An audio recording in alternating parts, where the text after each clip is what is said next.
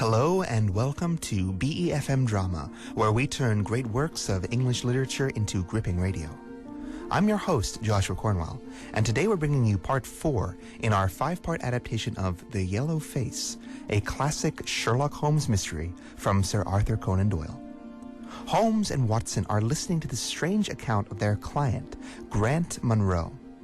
Grant Munro has been thrown into despair over the increasingly strange behavior of his wife Effie, which seems inextricably linked to the arrival of mysterious strangers at a cottage neighboring their home. And there's something very odd about these neighbors, as twice now Munro has been caught ill at ease by the sight of a mysterious, somehow inhuman yellow face staring at him from the upper window as he passes by. As we rejoin Munro's story, he has just caught his wife fleeing away from the cottage and decided to find out for himself exactly what lies inside. When Munro stormed through the door of the cottage, he found that it was all still and quiet upon the ground floor. In the kitchen, a kettle was singing on the fire, and a large black cat coiled up in a basket. But there was no sign of the surly woman he had seen before. He ran into the other room, but it was equally deserted. Then he rushed up the stairs, only to find 2 other rooms empty and deserted at the top. There was no one at all in the whole house. The furniture and pictures were of the most common and vulgar design, except in the one room at the window of which he had seen the strange face. That one was comfortable and elegant, and all his suspicions rose into a fierce, bitter flame when he saw that on the mantelpiece stood a copy of a full-length photograph of his wife, which had been taken at his request only 3 months before. He stayed long enough to make certain that the house was absolutely empty. Then he left it, feeling a weight in his heart such as he had never known before. His wife came out into the hall as he entered his home, but he was too hurt and angry to speak with her, and, pushing past her, he made his way into his study. She followed him, however, before he could close the door.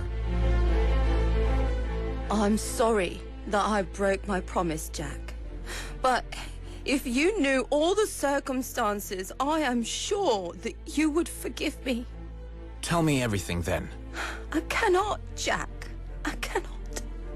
Until you tell me who it is that has been living in that cottage and who it is to whom you have given that photograph, there can never be any confidence between us. Breaking away from her, he left the house. That had been the day before yesterday, and he had not seen her since, nor did he know anything more about the strange business. It was the first shadow that had ever come between them, and it had so shaken Munro that he did not know what he should do for the best. That very morning, it had suddenly occurred to him that Sherlock Holmes was the man best suited to advise him. Holmes and I had listened with the utmost interest to this extraordinary statement, which had been delivered in the jerky, broken fashion of a man who is under the influence of extreme emotions. He spread his hands towards Holmes and spoke to him with desperation in his voice. So, I have hurried to you now, and I place myself unreservedly in your hands. If there is any point which I have not made clear, pray question me about it. But above all, tell me quickly what I am to do, for this misery is more than I can bear. My companion sat silent for some time with his chin upon his hand, lost in thought. Tell me, could you swear that this was a man's face which you saw at the window? Each time that I saw it, I was some distance away from it, so that it is impossible for me to say. You appear, however, to have been disagreeably impressed by it.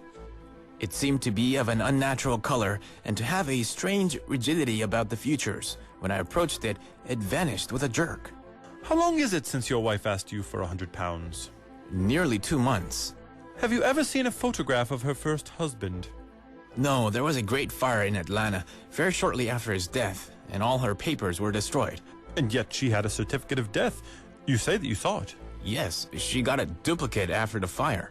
Did you ever meet anyone who knew her in America? No. Did she ever talk of revisiting the place? No. Or get letters from it? No. Thank you. I should like to think over the matter for a little now. If the cottage is now permanently deserted, we may have some difficulty. If, on the other hand, as I fancy is more likely, the inmates were warned of your coming and left before you entered yesterday, then they may be back now and we should clear it all up easily. Let me advise you then to return to Norbury and examine the windows of the cottage again. If you have reason to believe that it is inhabited, do not force your way in, but send a wire to my friend and me. We shall be with you within an hour of receiving it, and we shall then very soon get to the bottom of this business. And if it is still empty? In that case, I shall come out tomorrow and talk it over with you. Goodbye. Oh, and above all, do not fret until you know you really have a cause for it. Holmes walked Munro to the door, bade him farewell, and then returned to his chair opposite my own. I am afraid this is a bad business, Watson. What do you make of it? It had an ugly sound. Yes, there's blackmail in it. Or I am much mistaken. And who is this blackmailer? Well, it must be the creature who lives in the only comfortable room in the place and has a photograph above his fireplace. Upon my word, Watson, there is something very attractive about that livid face at the window, and I would not have missed the case for the world. You have a theory? Yes, a provisional one. But I should be surprised if it does not turn out to be correct. This woman's first husband is in that cottage. Why do you think so? How else can we explain her frenzied anxiety that her second one should not enter it? The facts, as I read them, are something like this. This woman was married in America. Her husband developed some bad qualities, or shall we say that he contracted some terrible disfiguring disease? Leprosy, perhaps.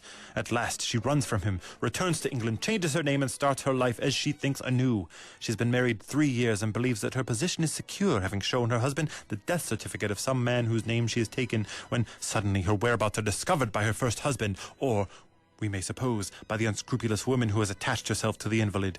They write to the wife and threaten to expose her. She asks for £100 and tries to buy them off.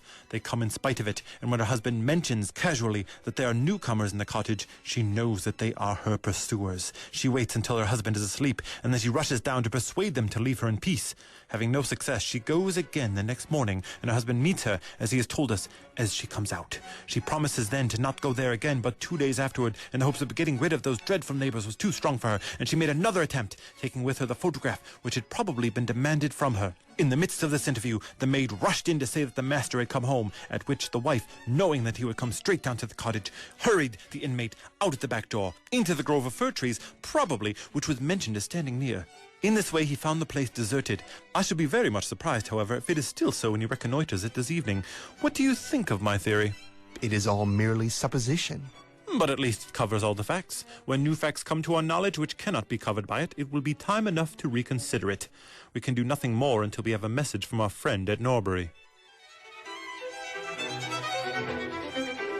But we had not a very long time to wait for that. Munro's telegraph came just as we finished our tea. The cottage is still tenanted, it read. Have seen the face again at the window. Will meet the 7 o'clock train and will take no steps until you arrive.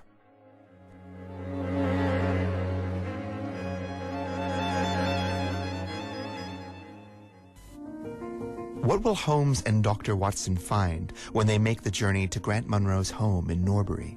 Who is the owner of the mysterious yellow face that has so badly troubled the detective's client? And what hold do they have over Munro's young wife, Effie? Find out tomorrow evening here on BeFM Drama as we bring you the 5th and final part in our adaptation of Sir Arthur Conan Doyle's classic mystery, The Yellow Face. I'm Josh Cornwell, and I'm the host of this program. I voiced the narrator, Dr. Watson. Ryan Estrada was Sherlock Holmes. David Kim played Grant Munro, and Laura McLucky, his wife, Effie Munro.